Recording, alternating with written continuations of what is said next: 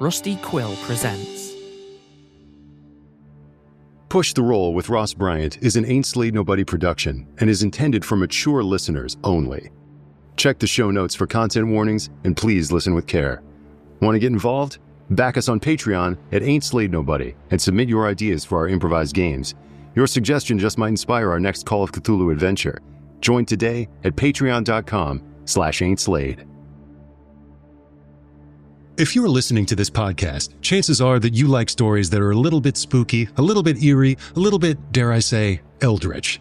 The twisted minds over at Chaosium, the people that make the game we play on this show, Call of Cthulhu, are partnering with us to offer our listeners a special coupon code, PUSH15, for 15% off any Call of Cthulhu product, so that you can tell these kinds of stories with your friends. If you're new to the game, maybe check out the starter set or one of the classic scenario collections like No Time to Scream or Mansions of Madness. And if you're a longtime Cthulhu player whose sanity has been worn down to a nub by prolonged exposure to the cosmic forces of the mythos, maybe check out new releases like Cthulhu by Gaslight or The Sutra of Pale Leaves, which takes Cthulhu to 1980s Japan. Just go to chaosium.com and use our coupon code for Push the Roll, PUSH15. That's PUSH15. You know what's wild? Most people are still overpaying for car insurance just because it's a pain to switch. That's why there's Jerry. Jerry is the only app that compares rates from over 50 insurers in minutes and helps you switch fast with no spam calls or hidden fees. Drivers who save with Jerry could save over $1,300 a year. Before you renew your car insurance policy, do yourself a favor. Download the Jerry app or head to jerry.ai/acast. Only Boost Mobile. Boost Mobile. We'll give you a free year of service. Free year? When you buy a new 5G phone. New 5G phone? Enough. But I'm your hype man. When you purchase an eligible device, you get $25 off every month for 12 months with credits totaling 1 year of free service. Taxes extra for the device and service plan. Online only.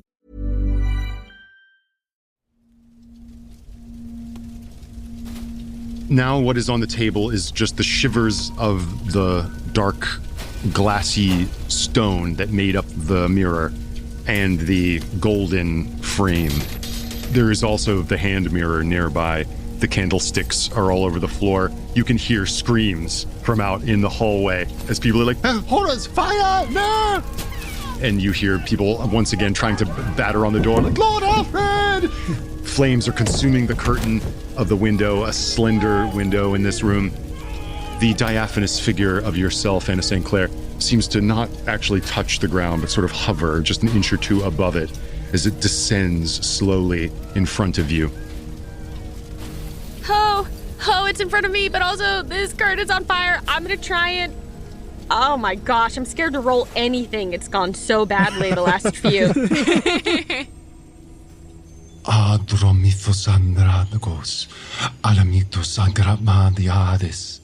Gosh, we're going to die no matter what.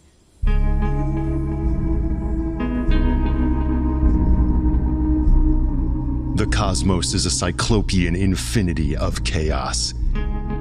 Infinite branching paths stretching off to vistas in the distance that will drive the mind mad. Shall we shrink in the face of all this?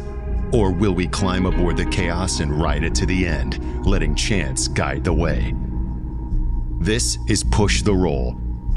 We're rolling dice against your Patreon suggestions to create improvised Call of Cthulhu adventures in real time, with themes of eldritch horror, the weird, the transhuman, the transmundane, the cyberpunk, the splatterpunk, the anything punk. We don't know until we roll.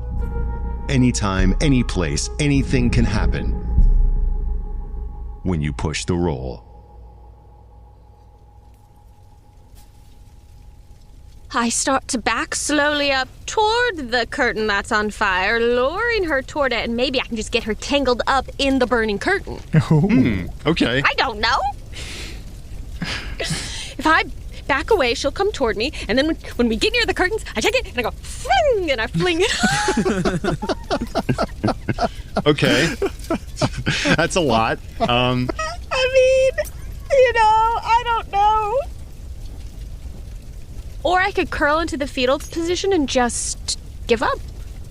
No, absolutely do the curtain thing. I think that the willful and athletic, never say die spirit of Anna St. Clair isn't going down without a fight. No. So yes, of course, try that maneuver. I think maybe That's kind of a two-tier plan, to coax and to throw. Just follow me. They sway. Could I charm? Charm it is. And I like charm because she is charming you back. I think what this is an opposed charm roll. If you succeed, she moves towards you at your command. If she gets the higher level of success, then her beckoning is charming to you. What is your charm stat? My charm is 55. Okay. Can I use luck on an opposed roll? Yeah, certainly. Because I rolled a 56. So if I use this is opposed, so I don't know what good she did, but I'll just spend 1 point of luck, I guess, to make it a 55, and that's a regular success, and maybe she failed. Interesting. She did not fail. Oh, it's not enough. You are also at 2 levels of relative success. So I think what happens is you both move towards each other a little bit, both in the sway of one another's charm, as you try to compel her all the more by drawing a little closer. And she is perhaps compelled by you, but also is trying to get a little closer. The words spilling from her mouth they resonate a little bit, but they sound somewhat like the ancient Greek recitations of James Linmore, but of course, differently accented, differently inflected. She's saying the words I was trying to say. She is better than me. You get snatches of what she's saying. Of course, it's in Greek and a language you don't perfectly understand, but what you're getting is like, come, join, gift, radiance. Silas, well, obviously still smoking. I think his first thought's going to be to break the gaze of the obsidian creature and Jasper Bastian. So what I'd like to do to make that happen is flick my lit cigarette into Jasper's face. Holy crap. If Scott's okay with that.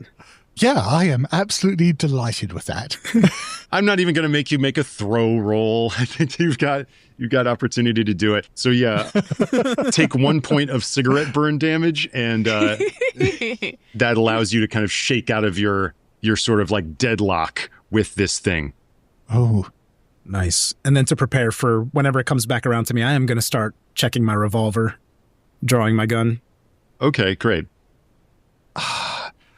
Jasper, I think seeing the room on fire around him, the room filling up with smoke and the imminence of death, feeling the ruin of his right hand, his drawing hand, realizes that there's only one way out of this, and that is to go through it. The realm that this entity showed him, this realm filled with darkness and nightmare and all the things that excite and inspire Jasper so.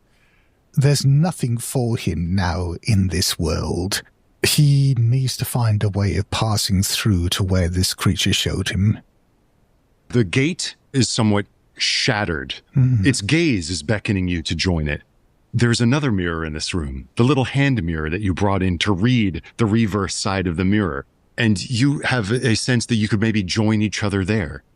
Or maybe I could even just quickly try to reassemble all these pieces into something like a functional mirror again.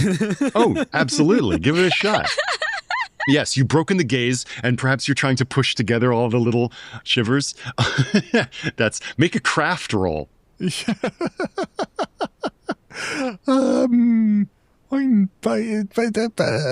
My craft is in painting, so that's not really going to help me here. So that means I'm going to have a 5% chance. Even if I'm going against my normal art crafts, that is a failure. But I could spend 6 points of luck and turn it into a success. Do I want to do that, or do I want to push it? Oh, no, Scott, no. Yeah, I've got a ruined hand. There's smoke filling the air. These are jagged bits of glass. And clearly, my instinct of self-preservation is stopping me doing this because I'm going to ruin my hands even more. But I'm just going to ignore that. I'm going to ignore the pain. I'm going to ignore the cutting, the lacerations, the blood, and just carry on moving these broken shards around until something happens. And I rolled a 90. Oh, no. Why, dice? Why? You push, you fail.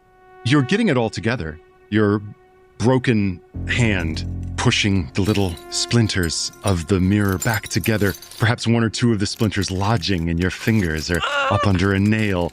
But of course, it's taking such a long time. Your eyes are just weeping with the smoke in here, but you feel as though you are managing to do it when the shivered surface that you're pushing together refracts the light of 1,000 suns into your eyes as the whole spectrum bursts across your field of vision as the blinding light of Oniros hits you from behind. You see yourself backlit in the mirror, and both of you tumble forward into its depths. Oh, marvelous. Jasper Bastian is no longer in this room. The giant creature that first came out is no longer in this room.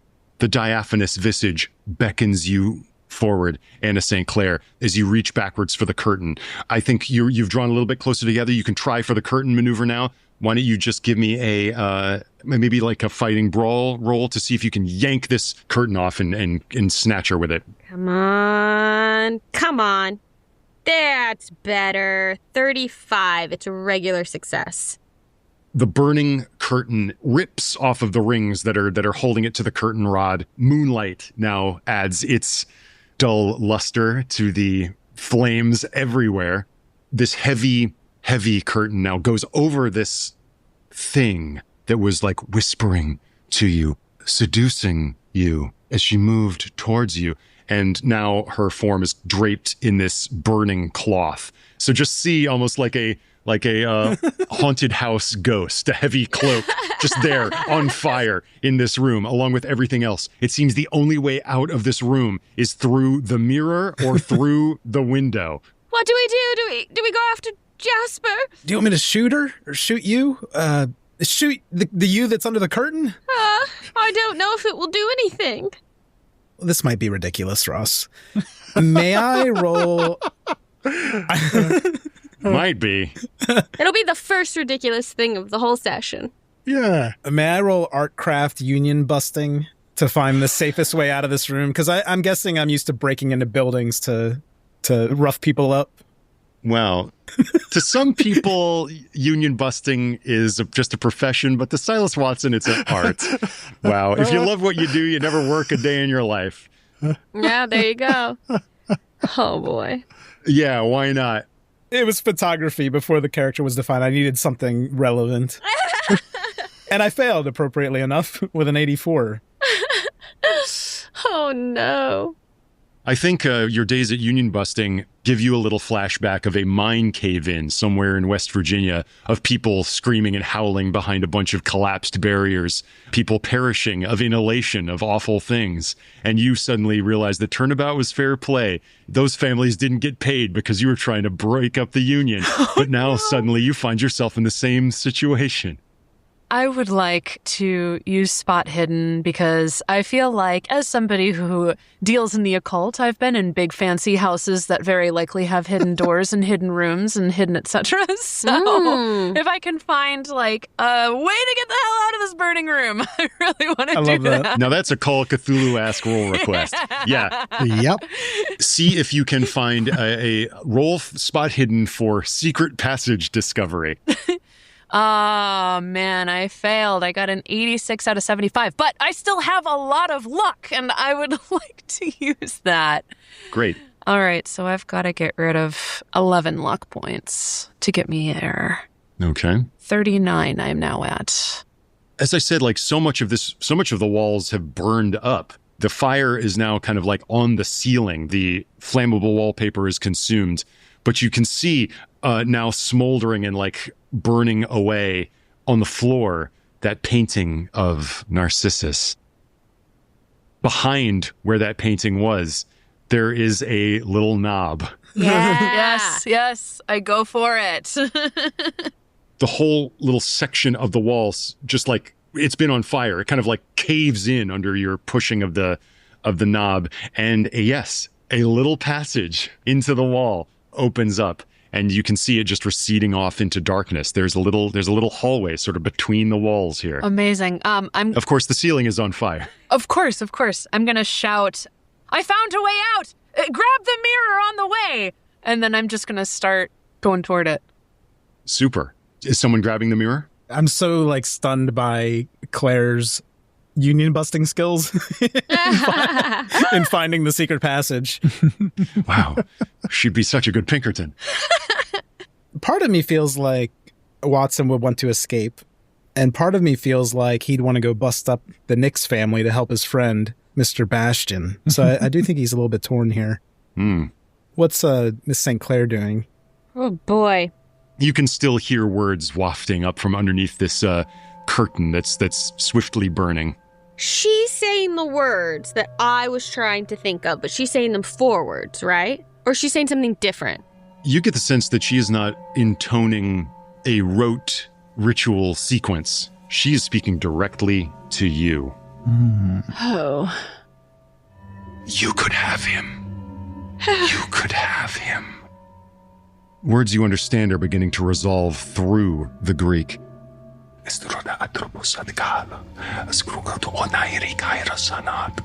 You could have him. He could be yours. All the allurements that you have ever desired. You could crush your nemesis, have your retribution, have everything that you have ever desired. I want it so much, and I'm going to use that burning desire to try and take her curtain-covered form and grab her and push her into the broken bits of mirror that I just saw Jasper go into. Okay, great. That sounds like a brawl roll to me. Yeah. Right? You're using force. Go for it. Oh my gosh. Oh, 12! Oh my gosh, 1 point of luck, and that's an extreme success. Oh my gosh.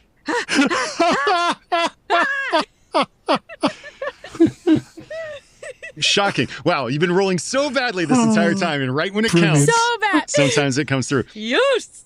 She rolls a success, but she doesn't roll an extreme success to oppose you. So yeah, it's like, everything you want. And even through the blanket, you can just feel how soft and yielding and physically perfect this version of you is. Oh, I want it so much. But some well of strength is in you. And with all the athleticism that croquet has imparted to the frame of Anna St. Clair, Yes. the curtain suddenly goes limp in your hands. And it is as if there was nothing ever in it. And you are perhaps aware now of just how, if you stay in this room for one more minute, you are dead. Oh, we are going to die. I'm right by the mirror, right? Because I tried to push her back into it. The mirror's underneath the curtain that you just were holding. I will try and wrap it all. Oh, the curtain's so heavy, but if I can, wrap it all up in that to try and keep all the shards and run toward the passageway that Claire opened. Great. You're hot on the heels of Clair Windby and Silas Watson? Literally. Yeah, I think Silas was torn, Silas, but when Miss St. Clair runs off with the shards, he has no choice but to follow. Yeah, so he's gonna try to hustle out of here. Lord Alfred Beerbomb, he's kind of looking, if you could turn around and see him, Silas Watson, as he is kind of not even paying attention to the smoke or the fire. He is looking into the hand mirror that was nearby and beginning to sort of kiss his own reflection in a bizarre parody of what was on the painting on the wall. He seems totally transfixed by this. You get the sense that if he stays here, it's curtains for Lord Alfred Beerbomb. He only has two options. One is to shoot this guy, and the other is to carry him out. I do think because he's in the company of Miss St. Clair and Miss Windby, he is going to try to rescue Lord Beerbomb. Great. Because who's going to take care of Proteus if he dies? Yeah. Indeed. A good question. I'll try to knock the mirror out of his hand and then carry him away, basically. Great. Why don't you just give me a strength roll? Okay. Regular success. Hey.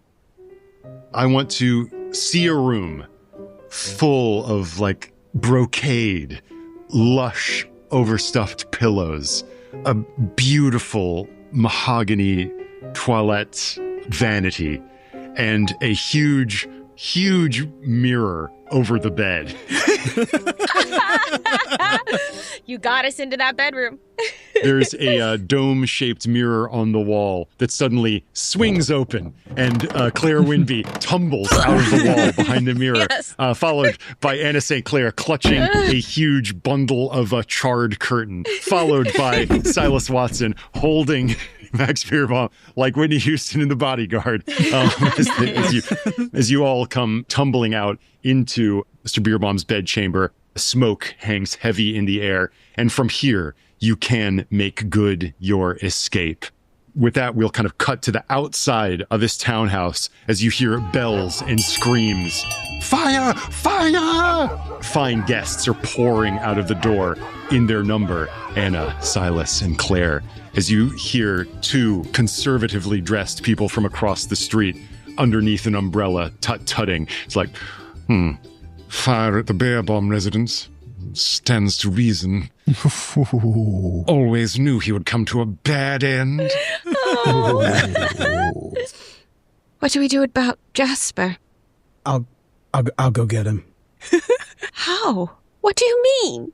I think Watson views the world in like terms of contracts and unspoken codes. And since Mr. Bastian was the only Englishman who was kind to him, I think he is going to try to go back and get him. Wow, okay. If he has access to the reconstructed shards that were smuggled out. I'm going to pipe up and I'm going to say, we shouldn't do this on the street. Quick, let's get back to my shop that is called the Even Looking Glass. And we can reassemble the pieces there. Follow me. Great. So I think that probably, Anna, you were somewhat charmed by the entity that you were communing with. Mm-hmm. But you're strong. Your charm was also strong. It was opposed. You managed to snare them and put them back in the mirror. And yet, on the walk to, or perhaps you take a hansom cab there. Who knows how you get there? Hansom cab, yeah. On your journey to the Ebon Looking Glass, there's a splinter in your mind, an ebony glass splinter lodged in your mind of the offer that was made to you.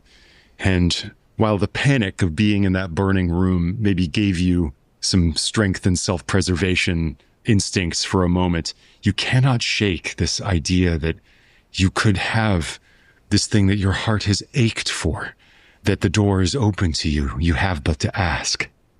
So smell the sort of scent of sage and herbs in the Eben Looking Glass. What does it look like in there, Claire Windby?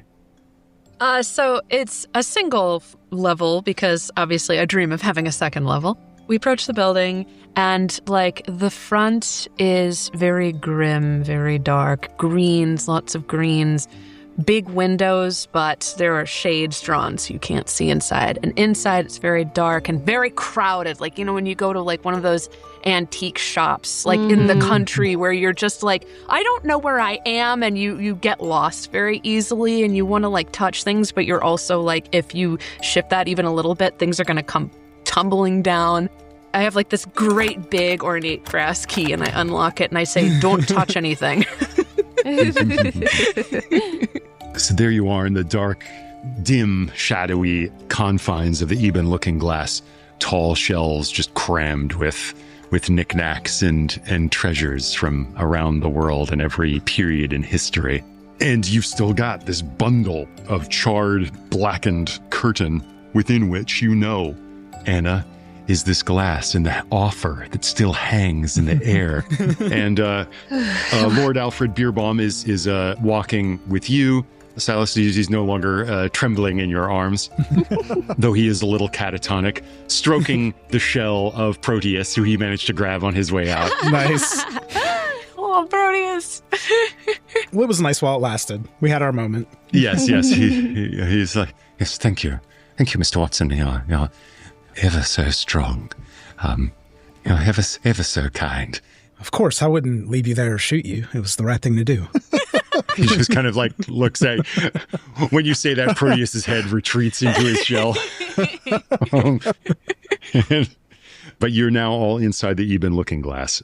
what would you like to do? Well, I'll set the bundle down on a table somewhere, or desk of some sort, whatever a good surface would be, Claire. I have a great round table that's full of stuff, and I say a moment, and I'm just like, just like taking the stuff off, putting it away, and I say, don't touch that. I was just going to help. Okay. No, I'd rather you didn't. Silas accidentally holding a hand of glory. Put that down. Okay, all right. And then I just sort of like self-consciously like rub the dust off the table. And I said, there you go. Great. Pardon the mess. And, great. So now you kind of can unwrap your ad hoc parcel here. And there once again is that gold frame with its little distorted prayer on the reverse side. And there in the obverse, nested within the frame, are the many shivers of the mirror that Jasper managed to reset and put back together. It is just kind of a broken mirror there, but incredibly fragile. You know that like you could kind of shift it around and little pieces would probably fall and skitter across the table. But you've got it there. Silas, what do we do? Well, I was wondering, Miss Windby, is there a way that you could tether me or something so that if I go in there and I find Mr. Bastian, that you can pull us out? I sort of like fold my arms and put my finger on my lip. I'm thinking, just a moment. And I like go into the back and I disappear, and I'm going to come back and I'm going to have like a length of rope that has silver woven through it. Ooh. And I'm going to say it's not very long, but I figure we can attach this to, oh God. And then she starts looking around and she's like trying to find something like a pillar to anchor it to, or the bottom of the table or something. A large stuffed bear. Yeah. I think Silas was privately hoping for magic. He's like, oh, a real tether. Yes. Yeah, rope. Yeah, that's what I meant. Yeah. But yes, you were hoping for some sort of like a spell, some evil dispelling charm, but no, it's a rope. And you got a rope with silver. silver rope. And Claire finds a suitable anchor point, and it's now around you. Anna, you continue to feel the pull of this mirror, and every time you pass it, you can see in its broken surface your own face reflected back at you 100 times on every little cracked shiver, imperceptibly, like it must be your imagination. The dozens of your reflections, every now and then one or two of them will kind of move without you moving in return, like looking at you, seeming to kind of beckon you. I'm trying so hard to not look, but I can't help it. Every time I go by, I do steal a little glance. Mm-hmm. Yes, and you can tell that Lord Alfred Beerbomb, sitting nearby, a cigarillo in his shaking hand, is also kind of like peering into the mirror with a transfixed gaze. What a strange thing. Terrible, my house. Yes, so many treasures. Oh, the work of a lifetime, really. I'll have to go to my country house. Oh, God, what people will say. Miss Windby, I couldn't help noticing the name of your shop. Maybe you could use this thing as like the shop sign. Get Mr. Bastian to paint it for you. It could be pretty nice is all I'm suggesting there. That's a splendid idea, but let's maybe focus on the task at hand. Oh, right. He's tying rope to his ankle. Yeah. Or maybe to his waist. Miss St. Clair, did you want to come with? I noticed you were staring. I do. I mean, yes and no. Would it be helpful? Or do you think you could do it on your own? Do you need me? Well, you did seem to do most of the stuff back there. It's really up to you. It could be helpful. I don't know what state Mr. Bastian's going to be in. I did make a friend there on the river, so maybe I can I hold some sway with him.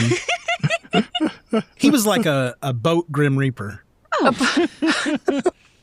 A boat Grim Reaper. That sounds awful.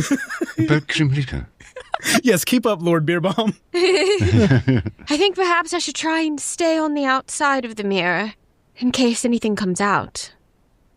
Perhaps if I get stuck there, maybe if I'm in there for more than 15 or 20 minutes, you can do another seance and try to bring us out? Yes, I think that's a good idea. If you don't come back in 10 minutes, let's say. 10, yeah. Perhaps we can pull all of you out somehow, everything that's inside.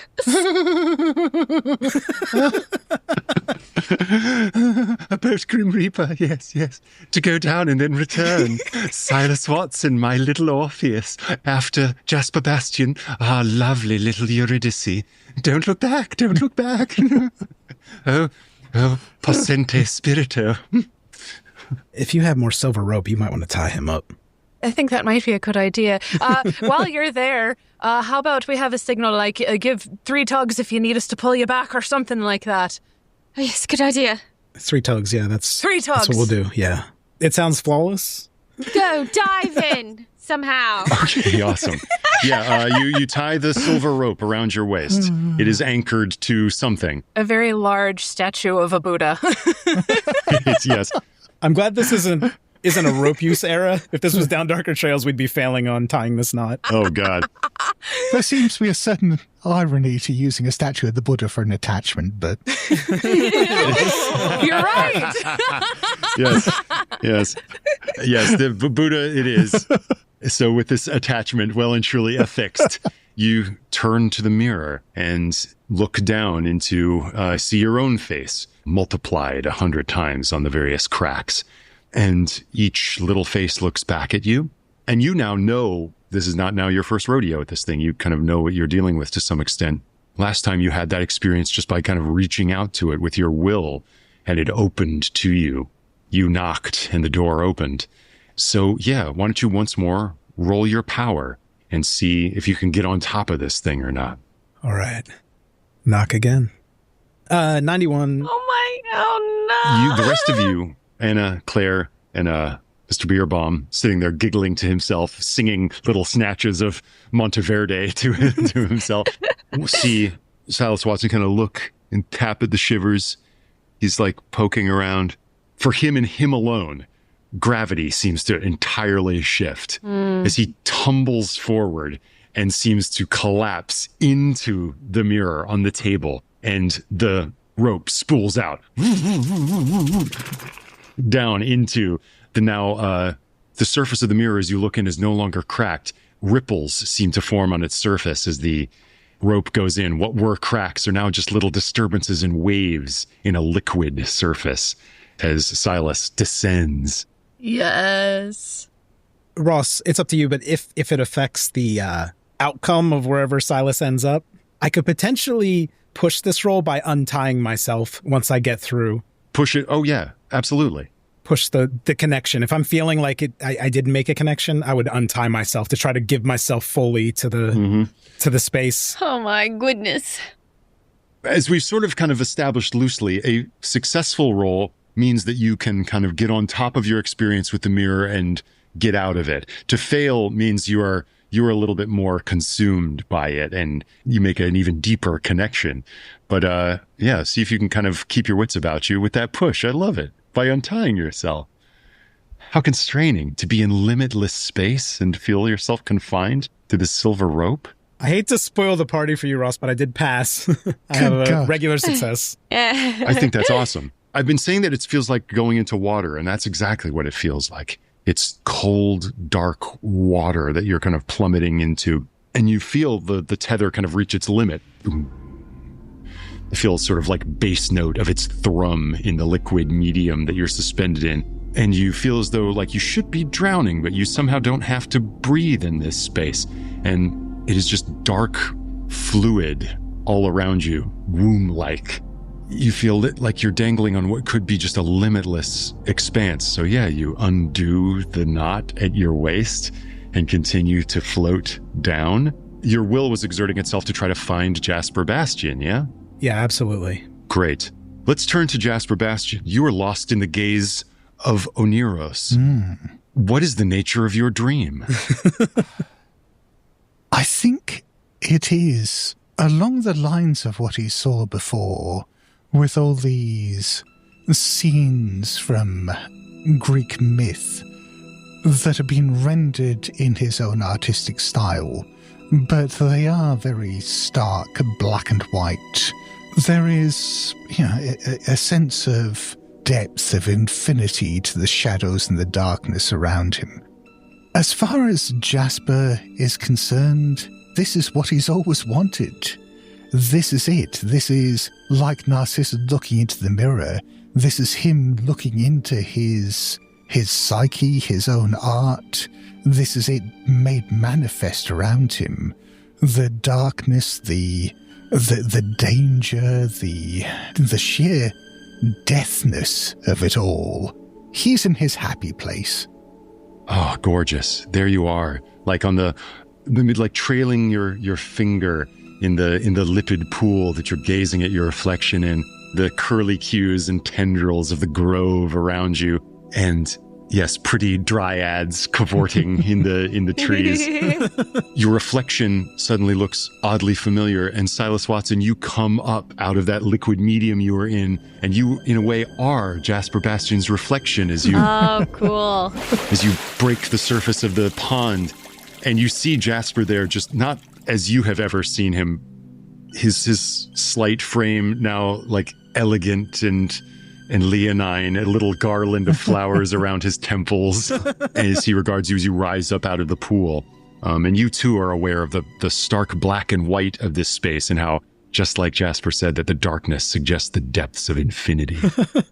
And he'll take in Jasper and just say, tasteful. Isn't it just simply wonderful? Is this not everything that you've ever dreamed of?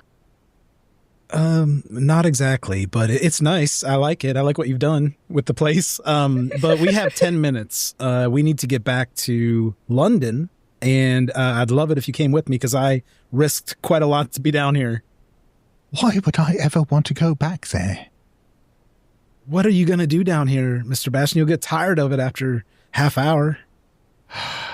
How could one be tired of seeing one's soul reflected back to one? Oh, this is going to be more difficult than I thought. Yeah, he doesn't seem to want to go. Yeah. But you succeeded on your power roll. You're here. Mm-hmm. You're kind of looking around. You can kind of move in this space, and you have the intuitive sense that you could kind of return back through this pool. He is opposing you. Yes. And you are in his dream. Right. Back in the Eben looking glass, you see that the rope is slack. Oh, Jesus. Oh, no. Do we think that means he's not attached to it anymore? Either that or he's been eaten by something. I have no clue. God. What if we give it a little shake and see if anything responds? I'll take the rope and I'll give it a little shake. It goes taut in your hand. Oh. All right. A little jerking pull. What? Oh, okay. I let go. Maybe he's still there. That's him. Maybe he was pulling on the other end. That was him. That's the sign.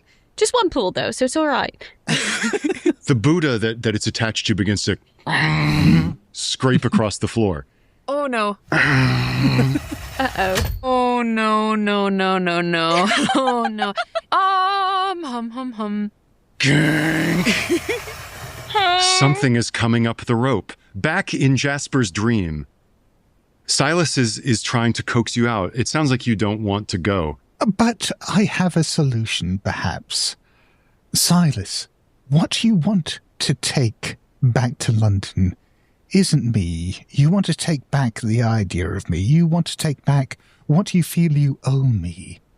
How about I paint you an idealized version of myself from the stuff of dreams itself that you can take back, and you can always pretend that it is your dear friend Jasper Bastian, and perhaps it will be the best of Jasper Bastian, a Jasper Bastian that will spread dreams, such dreams as are undreamt throughout the artistic world of London, and change everything, change it and make it beautiful. Yes. That is beautiful. It's a beautiful thought, Mr. Bastian, but you have to understand, this place we're in, you didn't build it. No. Something else built this place. It's reflecting your thoughts, your dreams, but it's a trap. You have to see that. Silas, I did not create the paper upon which I draw. I did not create the inks I use. I did not create the brushes I use. And yet I use them to create. I use them to reflect myself. And all I am doing there is bringing dreams to life. Here I am working with the stuff of dreams itself. Yes, and since you mentioned sending back a perfect simulacra of yourself to bring dreams back, now you know you have to do this, Jasper Bastian, whether or not Silas Watson wants to. And it seems as though he needs some convincing. And perhaps like out of the grove, another Jasper Bastian steps. Oh my God. Even more idealized, gorgeous, youthful, potent. And the two Jasper Bastians look at you and it's like, we're going back. Yes, one of you's coming back with me. I'll let you decide which one. I'm just going to take the garland of flowers off my own head and put it on the other Jasper. Excellent. Yes, and it looks at you with burning eyes. And you can tell that there's something else out there in the wood, something else in that darkness that seems to recede off to infinity. The rope goes even tauter under your hands, Anna St. Clair, and you feel something beginning to push against the surface of the mirror. I think we might need to sever this connection soon if he doesn't come out. I think something else is going to come out. I don't think it's Silus. Maybe we need to cut the rope and just drop it. I'm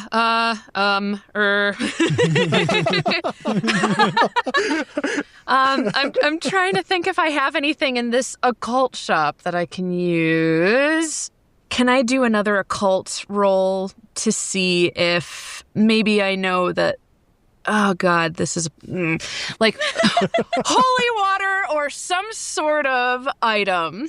Speaking of items, yeah, you've got little vials of holy water. You've got gadgets and gizmos aplenty. You've got who's it and what's it's galore. Yes. But it might not all be as potent as what you're currently dealing with. Speaking of objects, something just fell out of the mirror. Okay. What is it? It's rolling across the floor towards you, Anna St. Clair. Oh no, is it a croquet ball? No, it looks like an apple. An apple? A golden one. Do you know? Yes, it's shining with the burning red gold of the frame. Don't touch that. Don't touch it. Do you know, James Lindemore, my tutor, he always had an apple with him during our lessons. Maybe I should take it and I will reach toward it. Don't touch the apple. Don't. Sounds like she was reaching for it. You pick it up and you can see inscribed on its surface in Greek characters, ones that even one with a schoolgirl's knowledge of Greek would know, "To the fairest." And and at the moment that you read these words, a sense of this woman is telling you not to touch this beautiful thing. I must. Not to take this gift. If she doesn't want you to have it, then that must think that she is the fairest, that she is a rival to your affections, that maybe she has eyes for James Lindmore. Look, I know that you are more beautiful than me. You've always been more beautiful than me, Clair Windby. What is that supposed to mean? What is wrong with you? We're in the middle of the... What is... You know, just like Lord Beerbomb was saying, perhaps it doesn't matter what we do in life as long as it has beauty. Maybe that's the most important thing.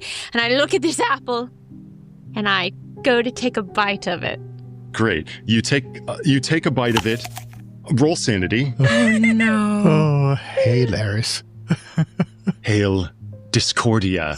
Oh, I definitely make it 18 under 44, so...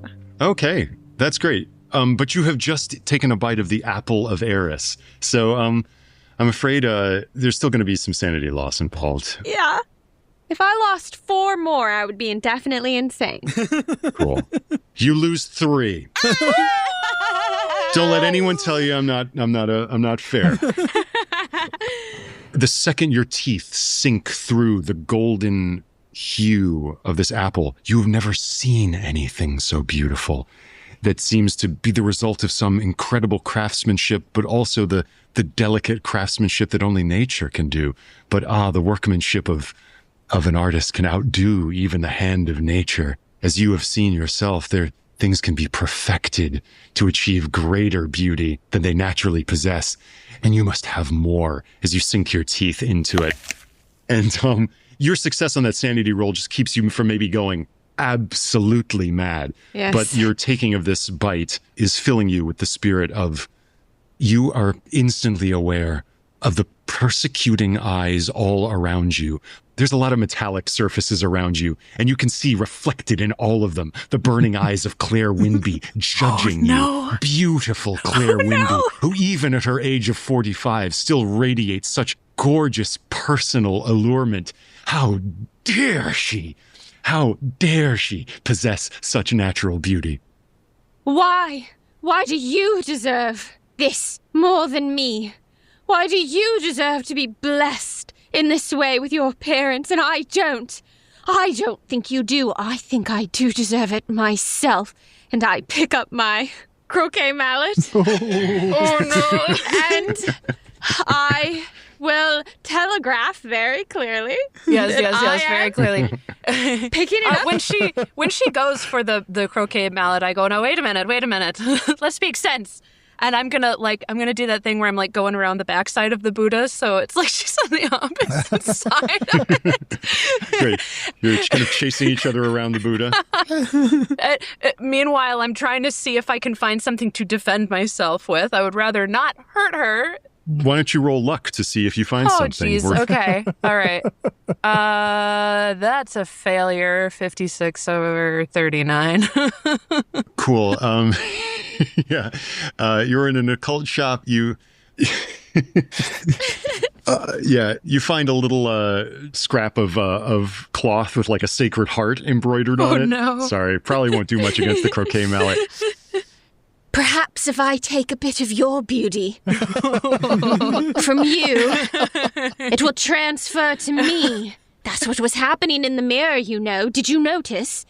Every time I got a little bit more beautiful. And it's because I took it from someone, Claire, and I don't want to take it from you, Well, but... then put the mallet down, you crazy bitch. Claire, I can't. Insults. I can't put it down. Even if I wanted to, I can't. My hands won't let go of it. You will have to run away from me or I will take your beauty from you. I'm sorry. And then I go to swing. Can I evade? I'm sorry. So here's how this will work. Anna St. Clair is going to roll her fighting brawl. Okay. If you want to evade, then you roll a dodge. Dodge is a skill on your sheet there, like all the others. Yes. Oh, jeez. If Anna gets the higher level of success, then she comes down with all the force of Eris into your head with the mallet. Oh, God. I'm sorry. Okay. Okay. I got a hard success. I got a 28 over 32. I still have luck points. I would like to counter to make it a hard success as well. Ooh. Can I do that? Yeah, okay. Then you can get it down to a hard success. Okay. Perhaps as I swing, I end up smashing the top of the Buddha statue. Ah, yes, I love that. The bald head of the Buddha just like caves in under your stroke. Yeah. And a bell like resounds in the room. Taken 12 out of that, so that is now 27 is what I have left. Okay, Cool. luck going fast. But Anna is hot on your heels, raising her mallet once again. I know the interior of my occult shop, though, and it is a maze, remember? So I'm going to leave her behind, and I'm going to find, like, little nooks and put some distance between her while I try to think of what to do. Love it. The hand of Jasper Bastian is stroking your cheek, Silas Watson, this figure that has emerged from the grove in the darkness. And now it is holding your head, and now it is pushing your head underneath the water that you came out of. Are you letting that happen? No, Watson's intent is to take the real Jasper Bastian back through the water. Oh. So I think at this moment he'll fight against that and try to get upright again. Okay, here we go. 51 under 60, regular success. The ersatz Jasper failed his brawl roll, so you succeeded. Oh, wow. Yeah. All right, so I think once I kind of stand up, I'm going to look at the original Mr. Bastian and say, this ain't you, and this will never be you, and that's just not good enough for me. And he's going to try to tackle him into the water. Oh. Yes. Yeah, Jasper is going to turn and try to run into the woods. Great. Make your dodge, make your tackle. It all ends in PvP. Oh, boy. It's the Ain't Slayed way. That's right. I failed. I failed with an 81. I failed my dodge, but it doesn't matter. Yeah. Actually, I am going to still turn that into a success so that I can use the rule about disengaging from combat and get away. Oh, there you go. Yeah. Great. Jasper Bastian is in the woods. You can see his form in the stark black and white moving into the grove, seeming to kind of disappear and scintillate in the seemingly hand-drawn trees. If you look over your shoulder, the garlanded visage of the counterfeit Jasper Bastian is sinking underneath the water, regarding you as it goes perhaps back the direction you went to get here. But the real Jasper is escaping into the woods. Fucking Brits. I think he's gonna I think he's gonna respect Mr. Bastian's wishes at this point, having run off into the woods. So how much of this other Jasper's body is exposed? He's just sinking underneath the water, who's basically just walking in. So I think maybe just his head is still above water and now it's down in it. If my gun works in this world, I'm going to try to take one clean shot at the imitation. Okay, interesting. Go for it. This is what Pinkertons do when they get mad. Yeah. When in doubt, the American pulls his gun. The American way, yep. I rolled an extreme success Oh, my God. with a 9. Great. The max damage for this gun, a Colt single action army pistol, is 1d8. D8 plus 8. Okay. Wow. Oh, wow. That's a 15. Holy cow. Okay, cool. You just shot a dream in the face. Yeah, you shot a dream. This ain't the American dream. And now, you see like eerily, not blood, but ink. The black ink of his wound as he now, an obscene Narcissus, bobs lifelessly in this sylvan grove, in this little pool, its mirrored surface. He just kind of bobs lifelessly there, bleeding blackly into its water. You know that the way back is through that water, and the real Jasper Bastian is behind you in the grove. I don't think the gunshot's going to make it easier for me to get him back, so I'm going to take the imitation's crown and then dive back through. Take his little garland, yeah. You go back into the water and suddenly you find yourself back in that dark, gloomy, watery expanse. Your pistol, made of dreams, there in your hand as you are made of dreams. But you don't have your rope any longer. You're just suspended. You don't see above you where you came from any longer. The rim of the pool of Jasper Bastian's dream has disappeared. You are just suspended in an infinity of black fluid. But you, of course, shot a dream. The will of Jasper Bastian was repelling you. These things do not pass unnoticed in this realm. And I just want you to see in front of you in that dark fluid expanse as though you're down in just like a bottomless ocean. Something swims into view. It is a head the size of a mountain. A feminine but not human face, the size of a 45-story building, is looming out of the darkness. Its eye, the size of a city bus, goes past you as it regards you. Somehow you are only viewing not in black and white, but in shades of black. There is only darkness here, because this is darkness incarnate. The mother of night is looking at you with her eye of darkness. Roll sanity. Oh no. My God. I feel like this is going to be bad either way. I rolled an extreme success. Yes. Wow. 7. Oh, God. Sometimes this stuff don't make sense. Yeah, you lose 3 points of sanity. Okay, that's getting me close, but I'm not there yet. But on 3 points, I do think seeing this thing obviously is going to be alarming. Oh yeah, you're terrified. So Watson's going to try to take a coin out of his pocket and just kind of holds it up, trying to get a ride. Payment. Trying to get the ferryman to come rescue me. This face just kind of looks at you quizzically. A finger, a dark finger the size of like a locomotive, is like moving towards you in the dark expanse, regarding you with an indifferent interest is not the word, just a like passing curiosity. This thing that is older than the oldest thing that you have ever possibly conceived. You are just a mote of dust in its awareness.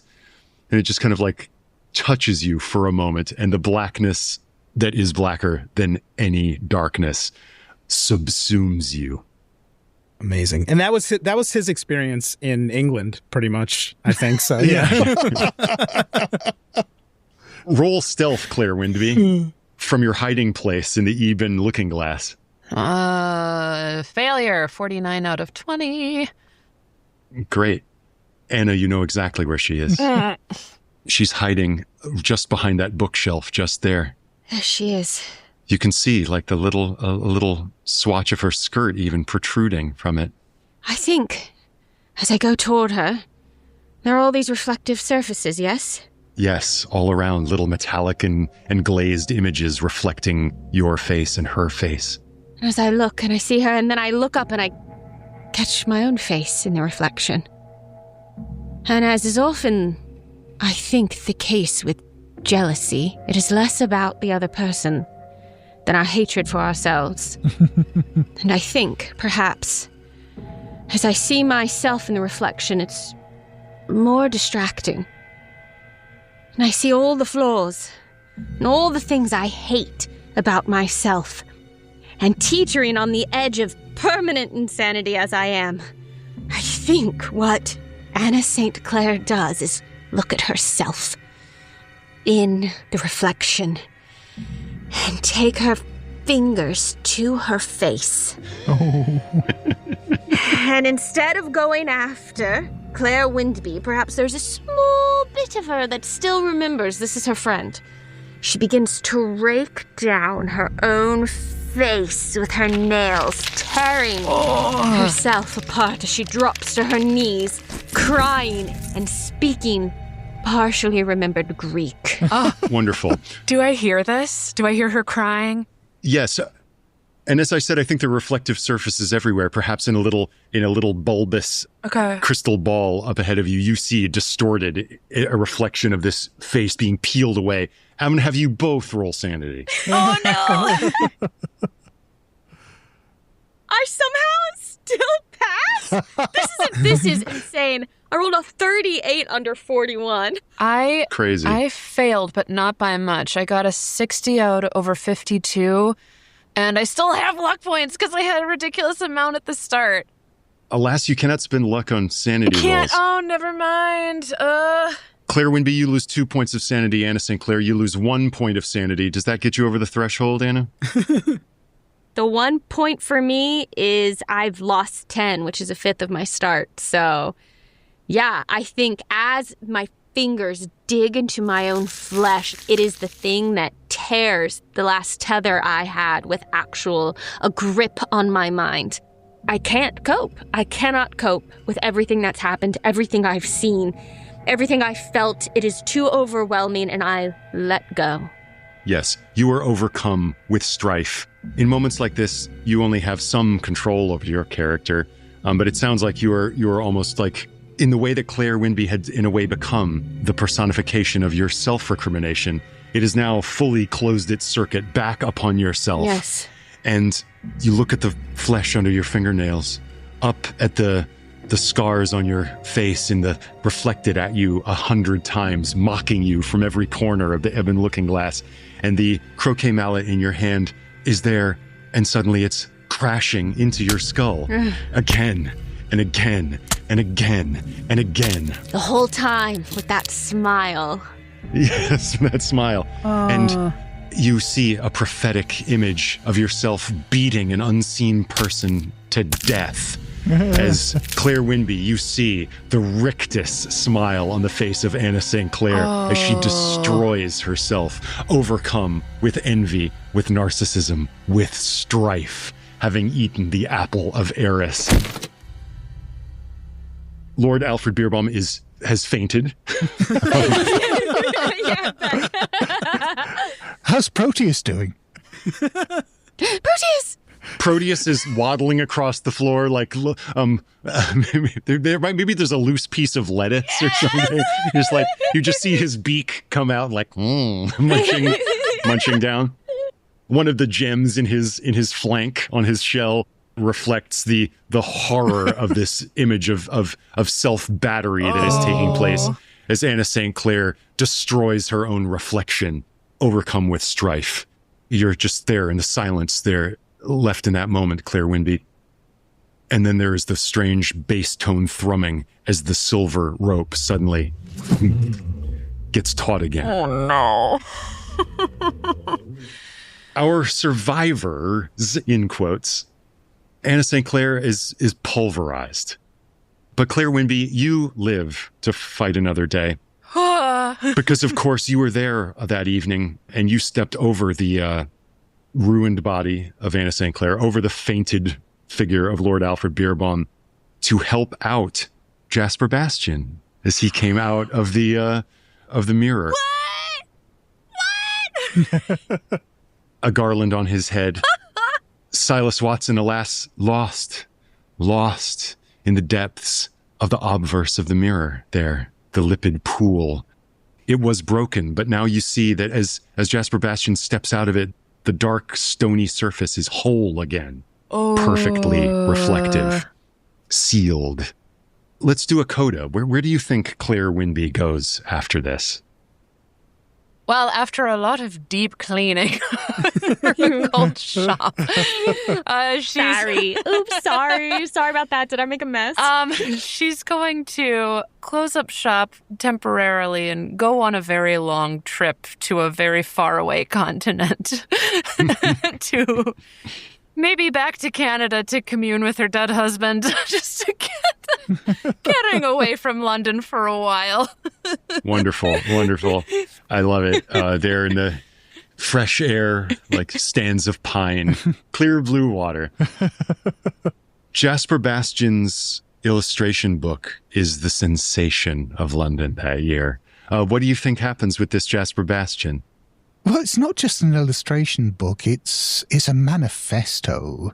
It is an exhortation to dream, to replace the tawdry, mundane reality of everyday life with the beauty, the vividness that only dreams can provide, and to make these dreams real, even the bad ones. Especially the bad ones. This homage to the decadent and grotesque finds its way into publications like The Yellow Book, yes, and is finding itself on countertops of aesthetes all over England and the continent. And surely, coincidentally to this, there is a rash of disappearances, people going strangely mad, dropping out of society, sleeping sicknesses, as people waste away in their beds, sleeping, never, it seems, wishing to wake up. And if they wake, they are somehow changed. Silas Watson, just see the obverse sign of a golden coin resting on your eyelid, and huge fingers pluck it off and spirit it away into a dark cloak. The time has come. And the long punting staff rows you across a river whose name you cannot even bring yourself to intone, towards a distant shore to which all shall go eventually. And you are being rowed there by the ferryman, a one-way trip, unless... Ooh. And will last like, say, Claire Windby, on another expanse of water. Clear blue lake in a land of thousands of lakes, skimming the surface of the liquid water. There's a tiny little islet there in this lake. The air is fresh. And as you step out of the canoe, there you see the entire beautiful sylvan landscape spread out in front of you, and the wobbling reflection of the canoe. And you're startled because standing next to your reflection are several other reflections of faces you used to know. And that's where we'll leave it. Yes! Oh, incredible. Amazing. That was really good. Yeah, that was so much fun, Ross. Oh, man. That was a amazing, lot of Ross. fun. Oh, that ruled. Y'all were great. Virginia, I'm sorry I came at you with my You were driven to madness by a golden apple. It happens. I understand. I did it all for love, you know?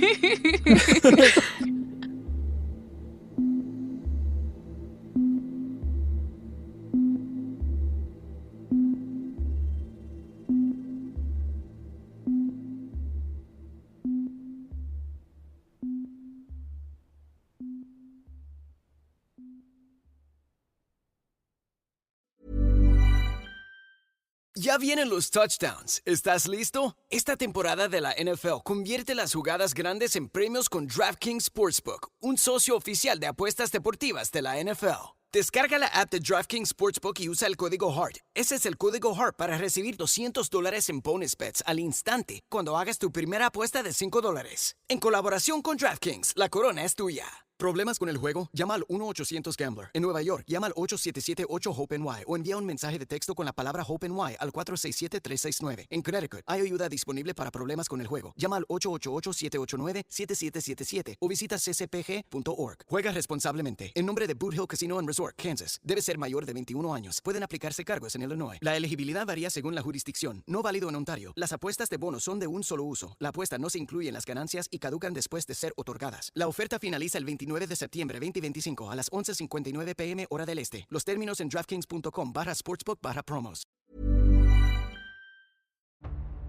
Thanks so much for listening to Push the Roll with Ross Bryant, an Ain't Slayed Nobody production. You can follow me on Instagram at RossBB, and if you enjoyed the show and want to shape future episodes, join us over on Patreon at Ain't Slayed Nobody. Find us at patreon.com/ain'tslayed. Subscribe, submit your title ideas, and help decide where our next role takes us. Catch you next time.